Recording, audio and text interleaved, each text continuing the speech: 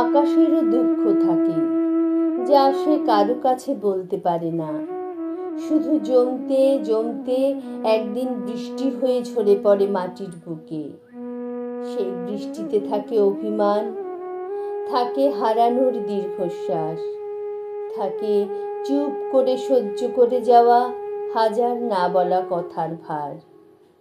মানুষ ভাবে আকাশ কাঁদে, কিন্তু সে আসলে হালকা হতে চায়। নিঃশ্বাস ফেলার মতো করে সবটা ঢেলে দেয় নিচে ঝরে পড়া জলে।